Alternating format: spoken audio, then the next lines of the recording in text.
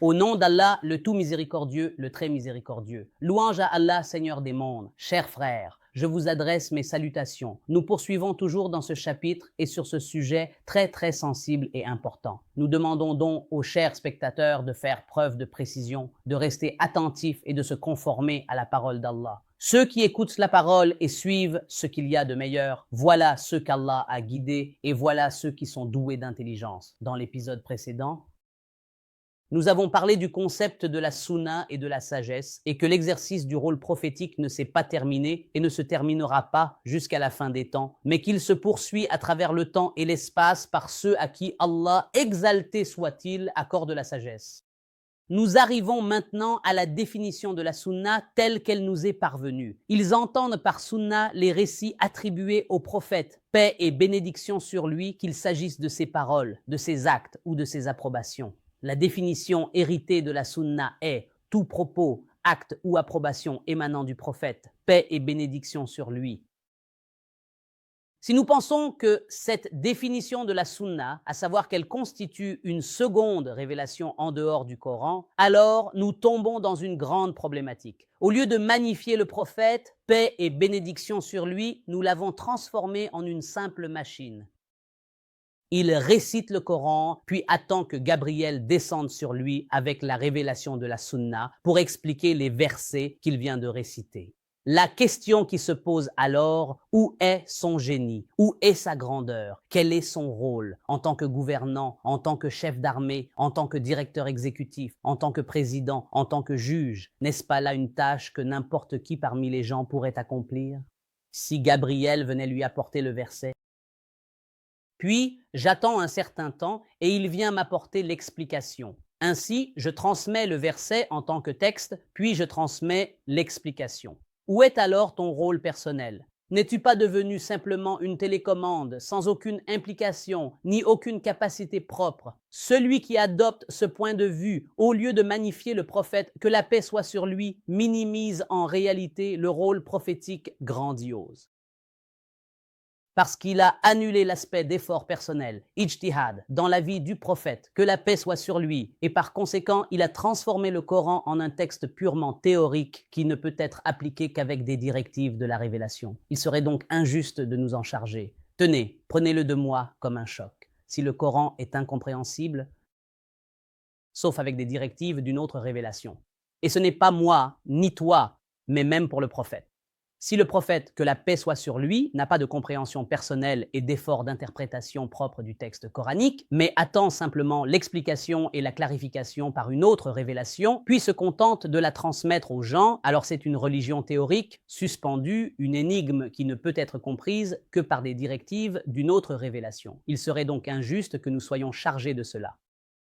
Il serait donc manifestement injuste que Dieu nous impose cela, à toi comme à moi, tant qu'il ne peut être compris que par des directives d'une autre révélation, alors que nous n'avons pas accès à cela dans notre situation actuelle. C'est l'une des équations les plus simples de la logique. Mais nous disons qu'il y a un aspect d'effort d'interprétation, ce que le prophète, que la paix soit sur lui, fait, dit ou approuve par ses paroles, ses actes et ses décisions.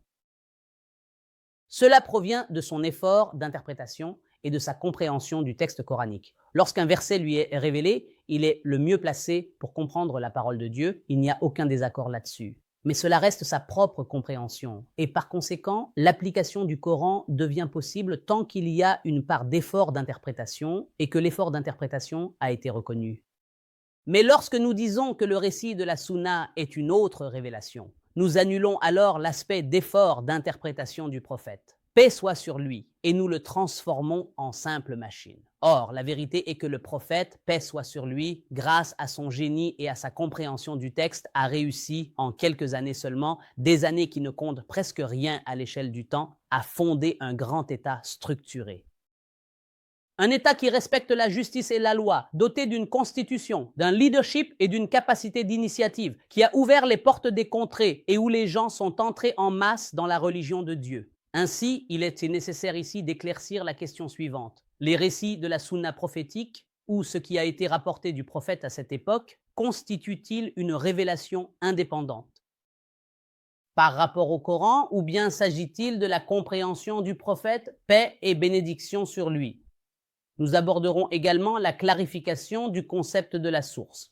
Nous avons compris et il nous a été transmis que le Coran est la première source de législation, la Sunna la deuxième source, l'effort d'interprétation, ijtihad la troisième, ainsi qu'un ensemble d'autres sources. Cette affirmation est-elle correcte? La religion islamique ou la religion de Dieu a-t-elle plusieurs sources? La raison dit que s'il y a une multiplicité de sources, cela signifie nécessairement que la première source est insuffisante. Par exemple, lorsque je dis que la source d'eau potable pour la ville de Khartoum ou pour la ville du Caire est le Nil, le simple fait d'apporter une autre source signifie que la première source est incomplète. Si nous disons que la première source est le Coran, la deuxième source est la Sunna et la troisième est l'Ijtihad, cela signifie nécessairement que le Coran en tant que première source est déficient dans la mesure où il est complété par les autres sources. Et cela contredit fondamentalement la perfection du Coran, dans lequel Dieu, exalté soit-il, n'a rien omis. Dieu dit « Aujourd'hui, j'ai parachevé pour vous votre religion ». La question est donc, le Coran est-il incomplet dans la mesure où il est complété par d'autres sources? Ainsi, pour corriger cette conception, nous disons que la première source et l'unique et seule source de la religion islamique est le livre de Dieu, exalté soit-il. Quant au récit que nous entendons, appelé récit de la sunna prophétique, il ne constitue pas une source en soi, mais plutôt des moyens législatifs par lesquels on interagit avec la source unique. C'est-à-dire, si nous disons que la source de l'eau potable pour la ville du Caire est le Nil, alors l'eau qui arrive par les robinets, les citernes, les canalisations et autres ne sont pas des sources, mais des moyens par lesquels on puise à la source principale. Nous devons clarifier cette confusion. De plus, il y a la notion de hadith. Le concept de hadith, tu ne trouveras le mot hadith dans le Coran que lorsqu'il est attribué à Dieu, exalté soit-il. Dieu a révélé le plus beau des hadiths, un livre aux versets semblables et répétés. Peut-être te consumeras-tu de chagrin à leur suite s'ils ne croient pas en ce hadith. Le hadith, le chagrin. Le terme hadith dans le Coran est attribué à Dieu, exalté soit-il, tandis que les paroles du prophète, paix et bénédiction sur lui, même le prophète lui-même ne les a pas appelées hadith, car il connaît la signification du terme coranique. N'as-tu pas entendu le récit dans lequel le prophète dit « Qu'Allah illumine le visage de celui qui entend ma parole, la retient et la transmet telle qu'il l'a entendue, car il se peut que celui à qui elle est transmise la comprenne mieux que celui qui l'a entendue. » Ce qui est rapporté du prophète, nous l'appelons une parole, maqala, nous ne pouvons pas l'appeler hadith, car la caractéristique du hadith est qu'il est dérivé de l'autorécit. Tahdith date. Ainsi, lorsque je dis que la parole de Dieu est un hadith, c'est parce qu'il se parle à lui-même à travers le changement des époques. Toute parole humaine ne peut être qualifiée de hadith. Il y a une différence entre ce qui est nouveau, jad, et ce qui est hadith. La chose nouvelle est celle qui n'a pas été utilisée. Mais il se peut certainement qu'elle ne soit pas un hadith. Quant au hadith, c'est ce dont les potentialités correspondent à l'époque réelle. Vous comprenez, mes amis, quelle est la différence entre le hadith et ce qui est nouveau?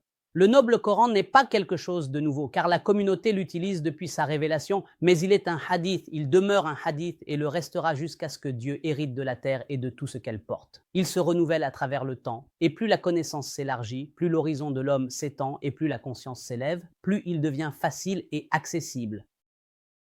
Chers frères, jusqu'à ce que je vous retrouve dans le prochain épisode, dans ce chapitre et à travers cette série, je vous laisse sous la protection et la garde de Dieu. Que la paix, la miséricorde et les bénédictions de Dieu soient sur vous.